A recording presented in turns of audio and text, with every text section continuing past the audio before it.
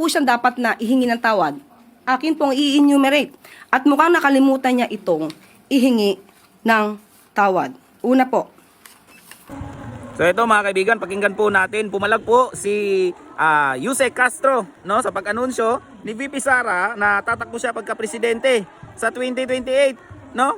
Triggered na triggered ang lola nyo.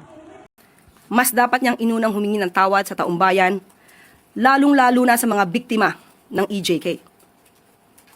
Dapat niya rin pong ihingi ng tawad at nakalimutan niya nang siya ay magsabing mayroon siyang kilalang assassin at handa siya magpapatay.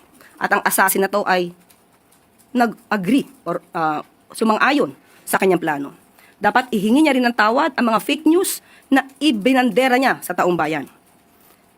Ipaghingi rin niya po ng tawad ang mga pagbabakasyon, personal trip. At itong taon na 2025 ay gumastos ng 7 million, if I'm not mistaken, 2025, gumastos ng 7 million for the staff and the security for her personal trips. Dapat po rin niya ihingi ng tawad nang tinanggap niya ang pagiging sekretary ng DepEd, kahit inamin niya na wala siyang kaalam-alam sa pagiging sekretary ng DepEd. At pati ang matatag curriculum ay hindi niya na-review dahil inamin niyang wala siyang alam. Malaking kasalanan po yan sa taumbayan. At dapat din po niyang ihingi ng tawad ang puro paninira. Instead na siya ay magtrabaho at tumulong sa gobyerno. Matatandaan niyo siguro nung sinabi niyang siya ay may alam di umano na mapababa ang presyo ng bigas. Pero hindi niya gagawin dahil wala siyang balak tulungan ang Pangulo. Iyan po ay isang kasalanan sa bayan na dapat niyang ihingi ng tawad. Ihingi niya na rin po ng tawad yung mga fake na student vouchers na ngayon ay sabi ng DepEd ay umaabot na sa halagang 200 million pesos. Ihingi niya na rin po ng tawad ang mga panis at nabubulok na pagkain na i-deliver sa mga mag-aaral natin. Pati po yung mga missing school materials na hindi na-deliver sa mga estudyante. Ilan lamang po yan sa dapat niyang ihingi ng tawad sa bayan.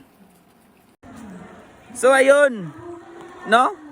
Triggered na triggered si Auntie Claire. Anong hingi ng tawad? Kaya mo ba yang sabihin kay Marcos na humingi siya ng tawad sa pang-aabuso, no? Sa panahon ng tatay niya sa martial law. Kaya mo ba yang sabihin? Mas matindi yun, no? Kung totoo man yung binibintang nyo kay Duterte, no? Ano yan? No? Nanginginig na ba? Nanginginig na ba ang lahat? Siyempre nanginginig na. Kasi yung amo mo, makukulong yan. No? If I were Sara, kahit pa may cancer yan, ipakukulong ko yan.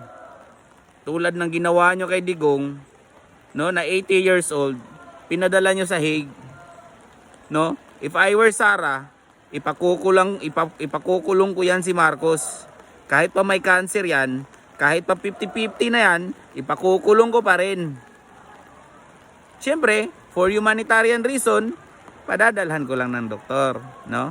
Pero triggered na kayo ngayon, mga magnanakaw. Triggered na.